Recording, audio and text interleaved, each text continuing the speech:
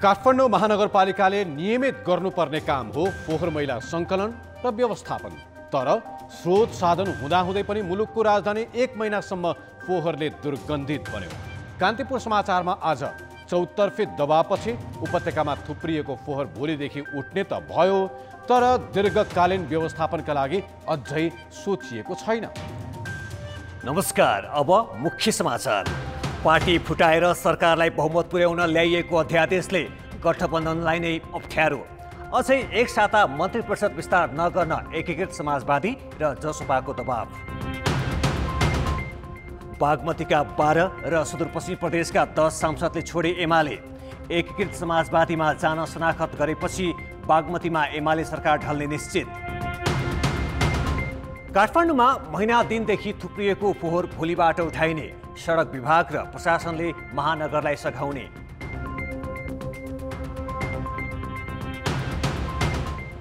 अफगानिस्तानमा अमेरिकी सेनाको बहिर्गमनसँगै अन्तर्राष्ट्रिय सम्बन्ध सुधारमा तालिबानको जोड, अमेरिकासँग मित्रवत व्यवहारको चाहना।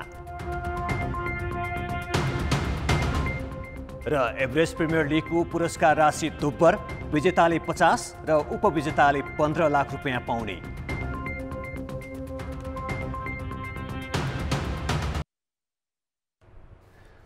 सुदूरपश्चिममा एमालेका 10 जना प्रदेशसभा सदस्यले नेकपा एकीकृत समाजवादी रोजेका छन्।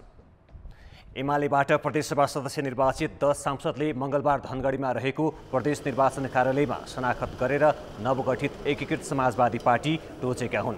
आन्तरिक मामिला तथा कानुन मन्त्री पूर्णा जोशी, सामाजिक विकास मन्त्री लालबहादुर खड्का, पूर्व मन्त्री माया भट्ट, राज्य मन्त्रीहरू चुनकुमारी चौधरी, मनाकुमारी साउद, प्रमुख सचेतक दुर्गाकुमारी कामी, कुलवीर चौधरी, अमरबहादुर साउद, बलबहादुर सोडारी र सुशीला बुढाथोकीले नयाँ पार्टीको पक्षमा शनाखत गरेका हुन्। यसअघि नै समाजवादीमा खुलेका भौतिक पूर्वाधार विकास मन्त्री दीर्घबहादुर सोडारी, राज्य मन्त्री अर्चना महतराज र प्रदेशसभा सदस्य तारा लामा तामाङले पनि आजै शनाखत गर्ने भनिए पनि कागजात नपुगेको भन्दै आयोगमा उपस्थित भएनन्। निर्वाचित 10 जना प्रदेशसभा सदस्य माननीय मन्त्रीज्यूहरूले आज हामीले नेकपा एकीकृत समाजवादी पार्टीमा हाम्रो हस्ताक्षर गरेका छौँ, शनाखत गरेका छौँ। विविध कारणले, प्राविधिक कारणले केही डकुमेन्टहरू निर्वाचन आयोगमा आवश्यक पर्ने केही डकुमेन्टहरू अभाव भएको कारणले गर्दाखेरि बाँकी 4 जना मान्यज्यूहरूले चाहिँ शनाखत गर्न पाउनु भएको छैन। भोलि बिहान उहाँहरू आउनुहुन्छ। हामी समग्र रूपमा यो प्रदेशको सबैभन्दा ठुलो दल हुने गरिकन 14 जनाभन्दा बढी प्रदेशसभा सदस्यहरू हुने गरिकन हामी शनाखतमा जान्छौँ। मन्त्री जोशीले आफूहरूको बहुमत भए पनि तत्काल सरकार फेरबदल नहुने बताइन्। 52 सांसद रहेको सुदूरपश्चिम प्रदेशसभामा एमालेबाट निर्वाचित 25 जना थिए। यता बागमती प्रदेशसभाका 12 जना सदस्यले एमाले छाडेर नेकपा एकीकृत समाजवादी पार्टी रोजेका छन्। निर्वाचन कार्यालयले दिएको 22 गतेसम्मको समय सीमा बाँकी रहे पनि मङ्गलबार बागमती प्रदेशसभाका एमालेबाट निर्वाचित 12 जना प्रदेशसभा सदस्यले नेकपा एकीकृत समाजवादी पार्टी रोजेका हुन्।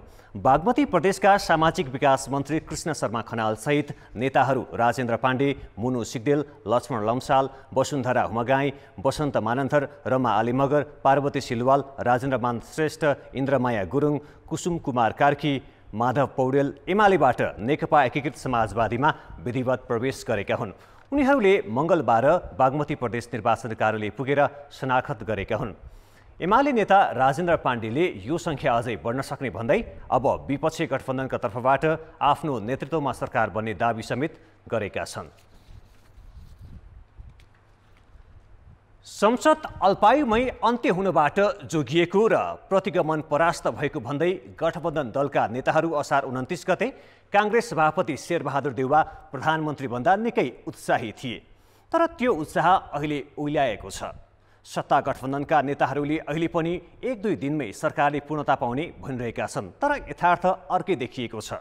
सरकारलाई सुविधाजनक बहुमतमा पुर्याउन फुटाइएका 2 दलको शर्त र सम्भावित परिदृश्यका कारण प्रधानमन्त्री देउवा सजिलै मन्त्री परिषद विस्तार गर्न सक्ने अवस्थामै छैनन्। आखिर किन हुन सकिरहेको छैन मन्त्री परिषद विस्तार? भोलि बसेर हामीले सरकारलाई पूर्णता दिने बारेमा, मन्त्रालय बाँडफाँडको बारेमा, मन्त्री निर्माणको बारेमा ठोस कुरा गर्दैछौँ। सत्ता साझेदार माओवादी केन्द्रका अध्यक्ष पुष्पकमल दाहालले भने अनुसार त मङ्गलबार नै मन्त्री परिषदले पूर्णता पाउनु पर्थ्यो। तर सत्ता गठबन्धनका नेताहरूबीच मङ्गलबार 1.5 घण्टाभन्दा बढी छलफलमा जुटे पनि सरकार विस्तारमा सहमति भएन। यस्ता छलफल केही दिनदेखि चलिरहेका छन्। तर सरकार बनेको 2 महिना हुन लाग्दा पनि मन्त्री परिषद विस्तार गठबन्धनमा आबद्ध दलहरूको दाबी, शर्त र सम्भावित परिणामकै वरिपरि घुमेको छ। अहिले आएर त मन्त्रालय बाँडफाँडकै विषयमा सत्तारूढ दलमा विवाद सुरु हुन थालेको छ। महत्त्वपूर्ण मानिएका मन्त्रालयमा एमाले विभाजनबाट बनेको नेकपा एकीकृत समाजवादी र जसपा बीच दाबी त्यसको एउटा कारण हो। यस्तै 22 गतेसम्म निर्वाचन आयोगले प्रदेश र स्थानीय तहका जनप्रतिनिधिलाई दिएको दल रोज्ने अवधिसम्म पर्खनुपर्ने दुवै दलको शर्त छ। अहिले नै सरकारमा सहभागी हुँदा त्यसको असर तलसम्मै पर्ने भन्दै जसपा र एकीकृत समाजवादीले त्यो समय पनि कटाउन खोजेका छन्। जसपाले त अहिले नै सरकारमा जाँदा हुने असन्तुष्टिले आफ्नो दल फेरि फुट्ने देखेर मन्त्री परिषद विस्तार अघि नै दल विभाजनका लागि ल्याइएको अध्यादेश फिर्ता गर्नुपर्ने अडान राखेको छ। सत्तारूढ दलमा देखिएको अर्को संशय सर्वोच्च अदालतमा विचाराधीन अध्यादेश विरुद्धको रिटमा पनि छ। आन्तरिक शक्ति सन्तुलन मिलाउन परेको अप्ठ्यारोले पनि र जसपाले सरकार विस्तारमा केही दिन हतार नगर्ने रणनीति बनाएका छन्। अदालतमा मुद्दा चलिरहेको बेला त्यो नटुङ्गिँदै जानु भनेको अदालतप्रति अलि विश्वास नगरे जस्तो अथवा अदालतको अवहेलना गरे जस्तो ठहर हुन्छ नि त, मानहानि गरे जस्तो हुन्छ। हामी संविधानलाई, कानुनी राज्यलाई माथिल्लो स्तरमा राख्ने मान्छेहरू कम्तीमा सर्वोच्चले के भन्छ, सर्वोच्चको समेत सम्मान हुने गरी हाम्रा एक्टिभिटीहरू गर्नुपर्छ भन्ने कुरा हो। संविधानको लागि लाग्ने, कानुनको लागि लाग्ने अनि संविधान र कानुनलाई नमान्ने कुरा त हुँदै हुन्न नि। अब 2 महिनासम्म त हामी कुरिसकेका छौँ। अब 7 दिन कुर्दा के अप्ठ्यारो हुन्छ। असार 29 मा सरकार बने यता 5 जना मात्रै मन्त्री नियुक्त गरिएको छ। 25 मध्ये बाँकी रहेका मन्त्रालय कम्तीमा 4 दललाई बाँड्नुपर्ने छ। संख्यामा भने दलहरूबीच धेरै मतान्तर देखिन्न। तर सरकारले आफूलाई सुविधाजनक बहुमतमा पुर्याउनका लागि ल्याएको अध्यादेशले अब गठबन्धन भित्रैका दलका लागि अप्ठ्यारो पर्न थालेको छ। सत्ताको नेतृत्व गरेको नेपाली काङ्ग्रेसले पनि मन्त्रालयको बाँडफाँडमा विवाद नभएको तर पहिले नै भइसक्नुपर्ने काम समयमा गर्न नसक्नु कमजोरी भएको स्वीकारेको छ। ती नेताहरूले आफ्नो जिम्मेवारी मन्त्रालय माग गर्नु अस्वाभाविक होइन, तर त्यसलाई नेतृत्वले उचित समयमा उचित व्यवस्थापन गरेर निर्णय गर्नुपर्छ। अनिर्णय गरेर समस्याको चाङ थुपारेर सरकारले काम गर्न सक्दैन र सरकारमा जाने मन्त्रीहरूले पनि काम गर्न सक्नुहुन्न। झन्डै 2 महिनाको हाराहारी हुन लागिसक्यो, 45-46 दिन भइसक्यो। यति बेला मुलुकका थुप्रै चुनौतीहरूलाई सामना गर्ने सरकार आफै चाहिँ अपूर्ण भएर बस्नु यो लज्जास्पद छ। छिटोभन्दा छिटो हुनुपर्दछ, गर्नुपर्ने हो, तर के मिलेको छैन। काङ्ग्रेस र माओवादी केन्द्र मुख्यतः नेकपा एकीकृत समाजवादीका अध्यक्ष माधव कुमार नेपाल र उनको दललाई चिढ्याउने पक्षमा भने देखिँदैनन्। तर सत्ता गठबन्धनको पछिल्लो परिदृश्यले सरकारले पूर्णता पाउन अझै एक साता लाग्न सक्ने देखाउँछ। कान्तिपुर समाचारका लागि क्यामेरामा पशुपति बुढाथोकीका साथ दीपक आचार्य र पर्वतराज घिमिरे, काठमाडौँ।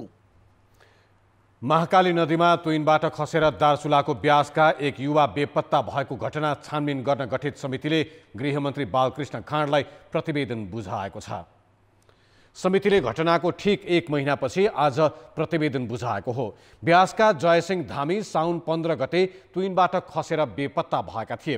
त्यसको पर्सिपल्ट मन्त्रालयले सहसचिव जनार्दन गौतमको संयोजकत्वमा छानबिन समिति गठन गरेको थियो। समितिले बुझाएको प्रतिवेदनमा के छ भन्ने खुलाइएको छैन। घटनाका प्रत्यक्षदर्शीले भारतीय सीमा सुरक्षा बलका जवानले तुइन खुस्काइदिएकाले जयसिंह नदीमा खसेर बेपत्ता भएको बयान दिएका थिए। समितिले घटना भारतीय भूमिमा भएको र त्यसको औपचारिक अनुसन्धान गर्न नेपाल तर्फबाट कानुनी जटिलता रहेको विषय प्रतिवेदनमा समेटेको स्रोतले जनाएको छ। गृहमन्त्री खाँडले प्रतिवेदन कार्यान्वयन गर्ने बताएका छन्। उनले प्रतिवेदन कार्यान्वयन गर्न गृह सचिव टेकनारायण पाण्डेलाई निर्देशन पनि दिएका छन्।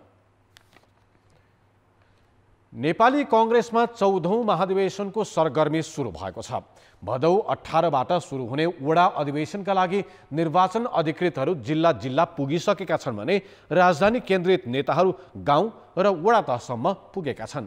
क्रियाशील सदस्यता विवाद मिल्दै गएपछि केन्द्रले आज 3 सहित 56 जिल्लाको विवरण सार्वजनिक गरेको छ भने तोकिएकै समयमा अधिवेशन सक्न तयारी तीव्र पारिएको छ। सङ्खुवासभामा भदौ 18 गते हुने नेपाली काङ्ग्रेसको वडा अधिवेशनका लागि मतदान अधिकृतले धमाधम तयारी गरिरहेका छन्। जिल्लाका सबै 76वटै वडामा निर्वाचन अधिकृत मनोनयन गर्ने र तोकिएकै समयमा अधिवेशन सफल बनाउन गृह कार्य भइरहेको छ। मतदान अधिकृत नियुक्ति गर्ने प्रक्रिया चाहिँ छ। हामीले कतिपय चाहिँदेखि वडाको चाहिँ प्रतिनिधिहरूको बारेमा चाहिँदेखि यहाँ छलफल भइरहेको छ। 14औं महाधिवेशनको सुरुवाती जग भएकाले पनि गाउँ गाउँमा वडा अधिवेशनको चहल पहल छ।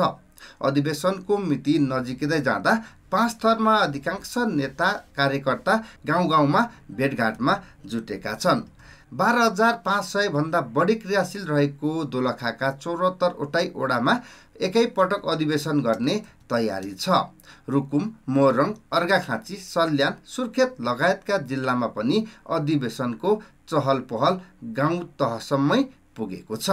अहिलेको परिस्थिति अनुसार अहिले टेक्नोलोजीको जमाना छ। अहिलेको युग अनुसार चल्न सक्ने खालको युवा नेतृत्वहरू देशैभरबाट आउनुपर्छ र केन्द्रमा पनि त्यही खालको नेतृत्व निर्माण हुनुपर्छ भन्ने हामी आम नेपाली कांग्रेसका युवा कार्यकर्ताहरूको युवा साथीहरूको चाहना छ। लामो विवाद र नेतृत्वको गुटगत स्वार्थका कारण क्रियाशील सदस्यताको विवादले 77वटै जिल्लामा भदौ 18मै वडा अधिवेशन हुने सम्भावना भने छैन। काङ्ग्रेसले अहिलेसम्म 53 जिल्लाको मात्र क्रियाशील सदस्यता विवरण सार्वजनिक गरेको छ। पार्टी सभापति शेरबहादुर देउवाकै गृह जिल्ला डडेलधुरामा अहिलेसम्म सदस्यता विवाद टुङ्गिएको छैन, तर पनि चुनावी चहल पहलले छोपिसकेको छ। काङ्ग्रेसका नेता कार्यकर्ता पार्टीको स्थानीय नेतृत्वमा आउन हानाथाप गरिरहेका छन्। योग्य र सक्षम युवा पुस्तालाई नेतृत्वमा पुर्याउन र मुलुकको राजनीतिमा प्रभावशाली भूमिकामा पार्टीलाई पुर्याउन 14औं महाधिवेशन सार्थक हुनुपर्ने काङ्ग्रेसका नेता कार्यकर्ताको चाहना छ। काङ्ग्रेसलाई गतिशील र जुझारु ढङ्गले अगाडि बढाउनका लागि पुस्ता हस्तान्तरण टड्कारो आवश्यकताको विषय बनेको छ। काङ्ग्रेसमा युवा नेता चाहियो र यो उपगुट र गुटलाई तोड्ने खालको नेताको आवश्यक छ। चुनाव मुखैमा आइपुग्दा गुटबन्दीको राजनीति र कोठे निर्णयको आधारमा नेतृत्व चयन हुने जोखिमबाट भने कार्यकर्ता पंक्ति सशंकित देखिन्छन्। कोभिड महामारी र क्रियाशील सदस्यता विवादलाई बहाना बनाएर पटक पटक महाधिवेशन तालिका सार्दै आएको काङ्ग्रेसले मङ्सिर 9 देखि 13 गतेसम्म 14औं महाधिवेशन काठमाडौँमा गर्ने निर्णय गरेको छ। तर अहिले पनि करिब 25 जिल्लामा सदस्यताकै विवाद छ। केन्द्रीय नेतृत्व कसरी महाधिवेशनलाई आफ्नो पक्षमा पार्ने भनेर दाउपेचमा लागिरहँदा जिल्ला स्तरका कार्यकर्ताले भने संगठनलाई गाउँसम्म पुर्याउन र केन्द्रीकृत नीति त्यागेर काङ्ग्रेसलाई नयाँ ऊर्जा दिन सुझाव दिएका छन्। कान्तिपुर समाचारका लागि जिल्ला सहकर्मीहरूको सहयोगमा दिपेन्द्र साक्य, सङ्खुवासभा। यसैबीच नेपाली कांग्रेसले थप 3 जिल्लाका क्रियाशील सदस्यहरूको नामावली प्रकाशित गरेको छ। केन्द्रीय निर्वाचन समितिले आज सुनसरी, मकवानपुर र बागलुङका क्रियाशील सदस्यहरूको नामावली प्रकाशन गरेको हो। यो सँगै 56 जिल्लाका सदस्यहरूको नामावली प्रकाशन भएको छ। नेपाली कांग्रेसको यही भदौ 18 देखि हुने अधिवेशनको लागि 55 जिल्लामा निर्वाचन अधिकृतहरू पनि खटिएका छन्। ब्रेकपछि समाचारमा स्वागत छ। बाँकेको डुडुवा गाउँपालिका 1 कधैपूर्वा बस्तीका बाढी पीडित घरबास विहीन छन्। विस्थापित मध्ये 3 परिवारलाई प्रशासनले प्रति परिवार 15,000 आर्थिक सहयोग गरे पनि अति नै जोखिममा परेका 20 परिवारको सुरक्षित बसोबासका लागि कुनै दीर्घकालीन उपाय भने खोजिएको छैन, जसले गर्दा गाउँमा कति बेला फेरि बाढी पस्छ भन्ने त्रासले स्थानीय निदाउन समेत सकेका छैनन्। भदौ 10 गते बिहान हामी यो ठाउँमा आइपुग्दा म उभिएको दायाँतर्फ घरहरू थिए। अहिले घर बगिसकेका छन्। यहाँका बासिन्दा सबै विस्थापित भइसकेका छन्। यी भएका छाप्राहरूमा पकाएर खाने सुरक्षित ठाउँ समेत नभएपछि उनीहरू आश्रय खोज्न अन्यत्र छिमेकीको शरणमा पुगेका हुन्। कहाँ बैठा जाए, ज्यादातर बैठा जाता है वो खेते में सब सामान पड़ा है वहाँ। कैसे सोते रात में नींद ही नहीं पड़त है, चला करत है कि को जाने आई जा का चित्तिम तो बही जावा जाए। उनीहरू दीर्घकालीन समाधानको खोजीमा छन्, तर सरकारी पक्ष राहत वितरण गरेर र केही दिन उनीहरूलाई खाने छाक जुटाइदिएर उम्कने पक्षमा देखिन्छ। यस्तो अवस्थामा यी गरिबका समस्याको समाधान हुने सम्भावना देखिँदैन। समाधान त अब यो स्थानीय स्तरबाट हुँदैन, माथिल्लो निकायबाट अब पहल भयो भने हो के अरे हैन। प्रदेश सरकार नहीं की, सब यहाँ से हम लोग लिख के भेजागा, कोई ध्यान ही नहीं की कोई चीज़ के। बाढीले यो डुडा किनारका 3 घर त पुरै बगाइ नै सक्यो। फेरि कुन दिन वर्षा हुने हो र बाढी आएर गाउँ पस्ने हो, त्रास यथावत नै छ। यहाँको स्थितिलाई मूल्याङ्कन गरेर केन्द्रमा चाहिँ नि बजेट माग गर्ने क्रममा हामी चाहिँ नि केन्द्रमा रहेको जुन चाहिँ नि प्राधिकरण मार्फत हामी आफ्ना कुराहरू चाहिँ नि पठाउनेछौँ। वाटै चिन्हलाई चाहिँ अपलिफ्ट गरेर लगेर जसम्म अर्को ठाउँमा राख्न सकिन्न, यो सल्युसन हुँदै हुन्न। यहीँको स्थानीय सरकारका प्रतिनिधि समेत यहाँ विपत्ति पर्दा कोही देखिएनन्। तसर्थ केन्द्रीय सरकारले नै दीर्घकालीन समाधान खोज्न आवश्यक देखिन्छ। कान्तिपुर समाचारका लागि सविता जीसीका साथ जे पाण्डे, कतैपुरुवा, बाँके। मुलुककै पुरानो त्रिभुवन विश्वविद्यालय एकपछि अर्को समूहको आन्दोलन स्थल बनेको छ।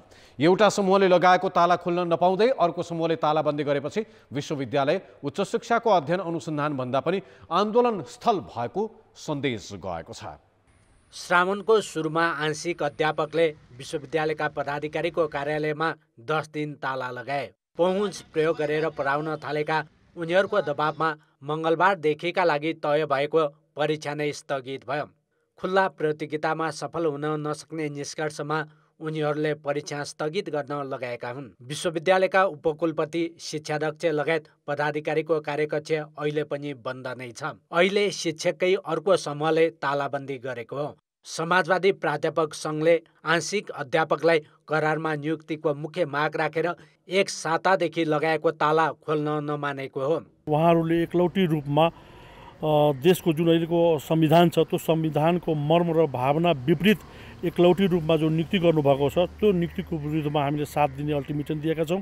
त्रिभुवन विश्वविद्यालयमा तालाबन्दी सामान्य जस्तै भएको छ। आंशिक शिक्षकले ताला लगाउन अघि विश्वविद्यालयको मुख्य कार्यालय नेपाल विद्यार्थी सङ्घले बन्द गरिदिएको थियो। विश्वविद्यालयको खस्किँदो स्तर उकास्नका लागि भने कुनै समूहले पनि दबाब दिएको छैन। उच्च शिक्षाको अध्ययन अनुसन्धान गर्ने प्राज्ञिक थलोलाई शिक्षक, विद्यार्थी र कर्मचारीले आफ्नो स्वार्थ पूरा गर्न आन्दोलनको अखरा बनाउँदा यसले विश्वविद्यालयको साखमै आँच पुगिरहेको छ। तालाबन्दीले त पक्कै पनि के समस्या हुन्छ, नियमित हाम्रा काम कारबाहीहरू नियमित बन्न नसक्ने, जति छिटो डेलिभरी दिनुपर्ने हो त्यो डेलिभरी दिन नसकिने अवस्था त पक्कै पनि हुन्छ तालाबन्दीले आउने कुराहरू। तर पनि अब हामीले अब यो विश्वविद्यालयको पुरानै परम्परा बनिसकेको अवस्था छ।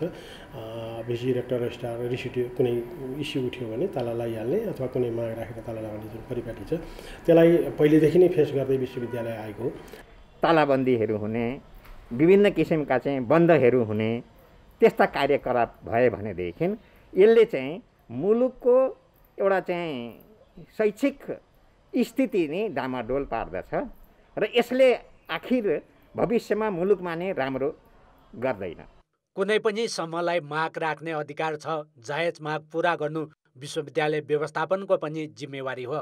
तर शैक्षिक स्तर सुधार भन्दा आफ्नो स्वार्थ पूरा गराउनका लागि विश्वविद्यालयलाई आन्दोलन स्थल बनाउनुलाई भने अराजकताका रूपमा लिइएको छ। कान्तिपुर समाचारका लागि क्यामेरामा सञ्जय लुइतेलका साथ नारायण किलम्बु, काठमाडौँ।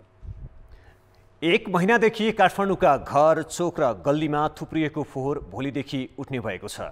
महानगरपालिकाको पहलमा भएको प्रशासन, सडक विभाग र सुरक्षा निकाय बीचको बैठकले भोलिदेखि फोहोर नुवाकोटको सिस्टोलमा व्यवस्थापन गर्ने निर्णय गरेको हो।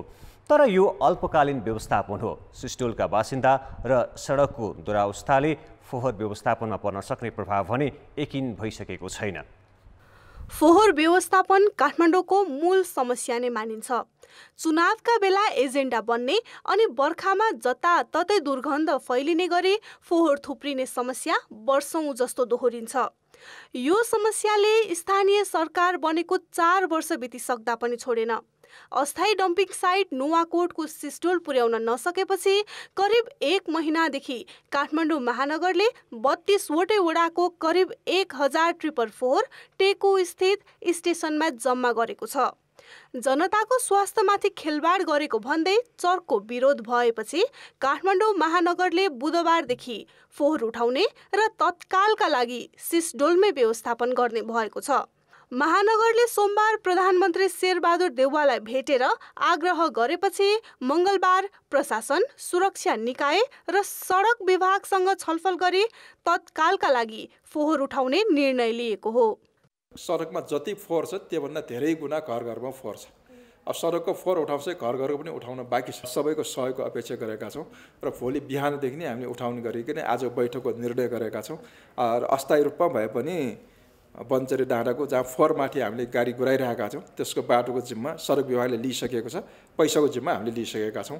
त्यो भोलिदेखि उठ्न सुरु हुन्छ। सहमति अनुसार सडक विभागले सिस्डोल पुग्ने सडकको मर्मत गरिदिनेछ भने सुरक्षा चुनौती देखिए शान्ति सुरक्षाको व्यवस्था गृह प्रशासनले मिलाउनेछ। त्यसका लागि जिल्ला प्रशासन कार्यालय नुवाकोट र काठमाडौँ बीच समन्वय भएको छ। मङ्गलबार बिहान अस्थायी सङ्कलन केन्द्र टेकुका स्थानीयले समेत अवरोध गरेपछि महानगरलाई तत्कालका लागि भए पनि निकास नखोजी नहुने स्थिति बनेको हो। स्थानीय बासिन्दाले भने फोहोर व्यवस्थापनमा समेत लापरवाही गरिरहेको भन्दै महानगरको चर्को आलोचना गरेका छन्। यही मात्रै फाल्नु भयो, कति फाल्ने हेर्नु न, हजारौँ ट्रक भइसक्यो। तपाईँ लाने होइन, ल्याएर यहाँ राख्ने, सबैको काठमाडौँ भ्यालीको चाहिँ यहाँ लिएर राख्ने। अब हेर्नु न, मेयर नराम्रो भएर यहाँ हामीले दुःख पाएको। सर्वत्र आलोचना बीच काठमाडौँ महानगरले फोहोर मैला अल्पकालीन व्यवस्थापन गर्ने बाटो त समाएको छ, तर दीर्घकालीन व्यवस्थापनका लागि जति सक्दो छिटो बन्चरे डाँडा ल्यान्डफिल्ड साइट निर्माणलाई अघि बढाउनु अनिवार्य छ। फेरि कुन दिन काठमाडौँका सडकमा फोहोर थुप्रिने हो, कसलाई के थाहा। कान्तिपुर समाचारका लागि क्यामेरामा मुरारी घिमिरे र विकास जोशीका साथ सृजना बास्तोला, काठमाडौँ।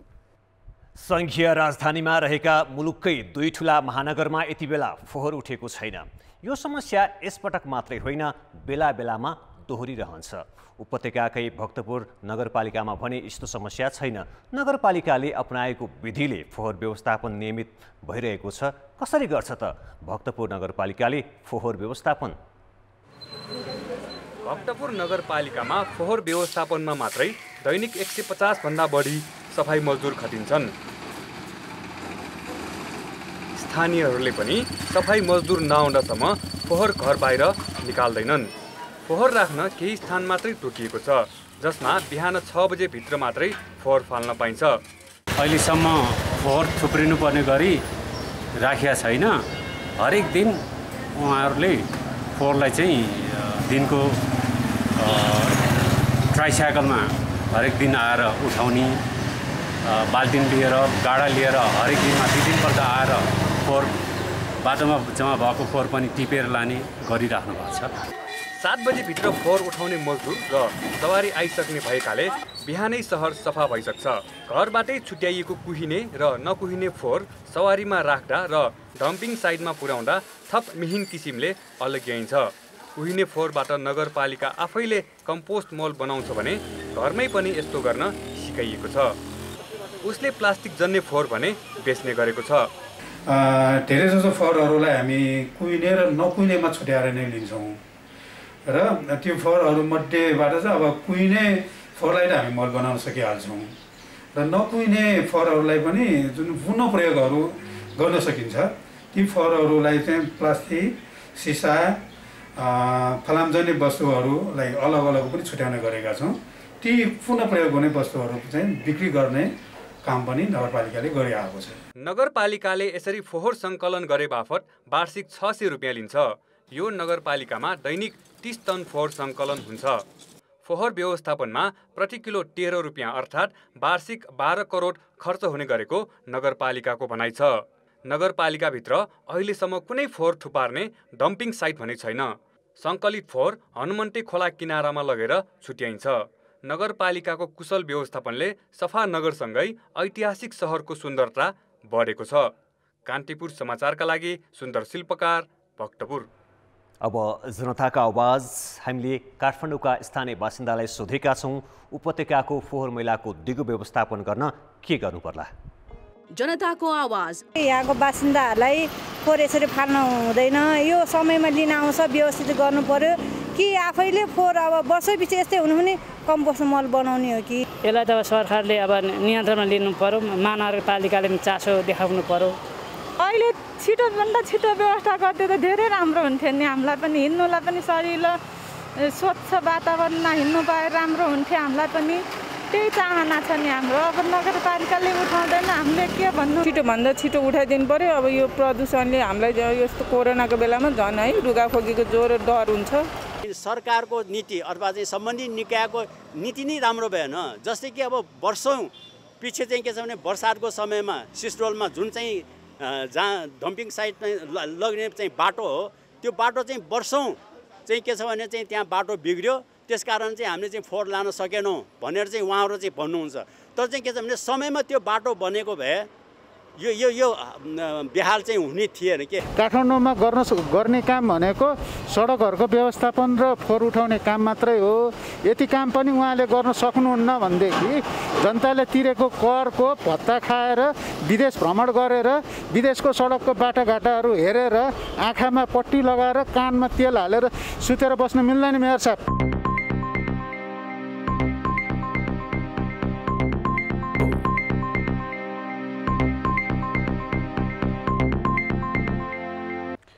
शेयर बजारमा आज 69 अङ्कको गिरावट आएको छ। यस्तै 13.5 अर्ब रुपियाँको कारोबार भएको छ। आज 13वटै समूहले नेप्से परिसूचक 2976 अङ्कमा झरेका हुन्। नेप्से परिसूचक 13 दिनमा 222 अङ्कले घटिसकेको छ। भदौ 2 मा परिसूचक अहिलेसम्मकै उच्च 3198 अङ्कमा पुगेको थियो। नेपाल राष्ट्र ब्याङ्कले शेयर धितो कर्जामा कडाई गर्न निर्देशन दिएपछि गिरावट आएको हो। आज विकास ब्याङ्क, जलविद्युत, अन्य र वित्त समूहको परिसूचकमा 3% भन्दा धेरै गिरावट आएको छ। यस्तै लघुवित्त, लगानी, व्यापार र बीमा समूहको परिसूचक 2% भन्दा धेरै घटेको छ। रुरु जलविद्युत कम्पनीको शेयर मूल्य सबैभन्दा धेरै 10%ले घटेको छ। कर्णाली विकास ब्याङ्कका शेयर धनीको सम्पत्ति भने सबैभन्दा धेरै 7.5%ले बढेको छ। बजारमा आज 2,31,09,000 किता शेयर 13 अर्ब 25 करोड 96 लाख रुपियाँमा किनबेच भएको नेपाल स्टक एक्सचेन्जले जनाएको छ। शुक्रबारदेखि सोमबारसम्म रूपन्देहीमा भारी वर्षा भयो। वर्षा सहितको बाढीले भैरवा, बुटवल, भैरवा परासी र भैरवा लुम्बिनी करिडोर अन्तर्गतका ठूला 50 सहित 150 साना तथा मझौला उद्योग डुबानमा परे। डुबानले अरबौं लगानीका उद्योगको उत्पादन ठप्प छ। पानीले डुबेर बिग्रिएका उपकरण मर्मत संहार गरेर उद्योग कहिलेदेखि पुनः सञ्चालन हुन्छन् निश्चित छैन। 15 कोटी हवामा पञ्चकन्या ग्रुपका प्लास्टिक, स्टिल र फलामजन्य 6वटा उद्योग छन्। शुक्रबार अविरल वर्षासहित आएको बाढीले यहाँका 6वटै उद्योग डुबानमा परे। अहिले पानीको सतह घटे पनि पानीले डुबेका उपकरण र भिजेका कच्चा पदार्थ काम लाग्ने अवस्थामा छैनन्। उद्योग पूर्ण रूपमा ठप्प छ। डुबानले भत्ताबुङ्ग पारेको उद्योग अब कसरी सञ्चालन गर्ने उद्योग सञ्चालकहरू अलमलमा छन्। केमिकल त कुनै कामै नलाग्ने भयो। अनि अर्को के भयो कि जुन हाम्रो तयार अवस्थामा राखेको थियो एक दिनको लागि ब्यागबाट डिब्यागिङ गरेर वा फर्मुलेसन कम्पाउन्डिङ गरेर रेडी फर युज दिन 24 घण्टाभित्र युज हुने जुन कच्चा पदार्थहरू थियो त्यो पुरै पानीमा बगाएर गयो थियो। अब मोटरहरूलाई रेडी गरेर तयार पारेर चलाउनलाई कमसेकम उद्योगलाई त सञ्चालनमा ल्याउनलाई 15 दिन जति टाइम लाग्छ। बुटबलका महेश थैबको तिलोत्तमा 17 गङ्गोलियामा शुभलक्ष्मी पोलिमर लगायत 6वटा उद्योगहरू छन्। बाढीले उद्योग डुबानमा परेपछि अर्ब बढी लगानीका उद्योग एक सातादेखि ठप्प छन्। उद्योगमा रहेका कच्चा पदार्थदेखि उपकरणहरू पानीले डुबाएपछि काम नलाग्ने अवस्थामा पुगेका छन्। प्यानल बोर्डहरू सबैजना पानीमा डुबेको हुनाले कुनै पनि त्यो मेसिन चल्ने स्थिति यहाँ छैन। त्यसले हामी त्यो पनि अध्ययन गर्दैछौँ। अब चाहिँ कुन मेसिन हामी चलाउन सकिन्छ त्यसलाई चाहिँ अहिले चाहिँ मेकानिकल मान्छे टिम अहिले चाहिँ हामी आइसकेको छ। उहाँहरूले हेर्दै हुनुहुन्छ र कुन सम्भव छ त्यसलाई छुट्याइराखेको छौँ। पछिल्लो समय रूपन्देहीमा ठूला उद्योगहरू खुल्ने क्रम बढेको छ। त्यसमध्ये भैरहवा लुम्बिनी, भैरहवा बुटबल र भैरहवा परासी करिडोरमा रहेका 50 ठूला सहित 150 मझौला र साना उद्योगहरू पानीले जलमग्न भएका छन्। यसबाट अरबौं रकमको क्षति भएको छ। सोमबारदेखि ठूलो वर्षा रोकिएकाले उद्योगीहरूले आसपासको निकास खोलेर उद्योगमा रहेको पानी बगाएका छन्। तर डुबानले बिगारेका उपकरण मर्मत सम्मार गरेर तत्काल उद्योग चलाउने अवस्थामा छैनन्। बुटबल बेलैया सडक खण्डमा अतिक्रमण गरिएका र पुरिएका नहर तथा कुलोमा पानीको निकास नदिँदासम्म यस क्षेत्रका उद्योगहरू सधैँ डुबान र बाढीको जोखिममा रहिरहनेछन्। कान्तिपुर समाचारका लागि क्यामेरामा स्वस्तिक श्रेष्ठका साथ अमृता अनमोल, बुटबल, रूपन्देही। यता लगातारको वर्षाले राजमार्ग अवरुद्ध हुँदा 5 करोडभन्दा बढीको फलफुल र तरकारी बिग्रिएको व्यवसायीले बताएका छन्। भारतबाट भित्रिएका ट्रकहरू एक सातासम्म बाटोमै अलपत्र पर्दा कच्चा फलफुल र तरकारी बिग्रिएको हो। दैनिक 100 गाडी आउने गरेको फलफुल थोक बजारमा अहिले दैनिक 10 देखि 15 वटा मात्रै गाडी आउने गरेका छन्। अब जनमतको अन्तिम परिणाम। जनमतमा हिजो हाम्रो प्रश्न थियो, सम्पत्तिमा महिलाको स्वामित्व बढ्नुलाई के भन्नुहुन्छ? ए, कर छुटको प्रभाव, बी, विभेद कम भएको सन्देश र सी, आय बढेको नतिजा।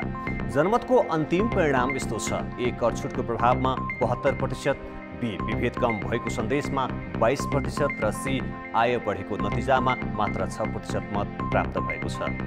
अब जनमतमा आजको प्रश्न।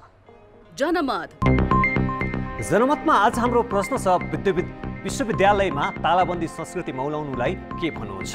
ए, अराजकता, बी, माग पूरा गराउने उपाय र सी, प्राज्ञिक मर्यादामाथि प्रहार। जनमतको अन्तिम परिणाम भोलि साँझ 8 बजेको कान्तिपुर समाचारमा प्रसारण गर्नेछौँ। कृपया NEWS न्युज /A, B वा C टाइप गरी 34001 मा SMS गरी आफ्नो मत व्यक्त गर्नुहोला। समाचार अझै बाँकी छन्, पालो भएको छ अर्को एउटा ब्रेकको। खेलकुद समाचार। नमस्कार, कान्तिपुर खेलकुद समाचारमा स्वागत छ। एभरेस्ट प्रिमियर लिग क्रिकेट प्रतियोगिताको विजेताले पाउने पुरस्कार राशि बढाइएको छ। लिग विजेताले पाउने पुरस्कार रकम 100% बढाएर 50 लाख रुपियाँ पुर्याएको आयोजकले आज प्रेस विज्ञप्ति मार्फत जानकारी दिएको छ। नेपाली क्रिकेटमा विजेताले पाउने यो अहिलेसम्मकै धेरै पुरस्कार रकम हो। यस्तै उपविजेताले 15 लाख रुपियाँ पाउनेछन्। लिग विजेतालाई 4 वर्ष अघि 21 लाख रुपियाँ दिएकोमा त्यसपछि पुरस्कार बढाएर 25 लाख रुपियाँ पुर्याएको थियो। 6 टिमले प्रतिस्पर्धा गर्ने प्रतियोगिता असोज 9 देखि 23 गतेसम्म हुनेछ। प्रतियोगिताका लागि चितवन टाइगर्सले भोलि टिमको घोषणा पनि गर्दैछ। कान्तिपुर खेलकुद समाचार अहिले यति नै। अब मौसम।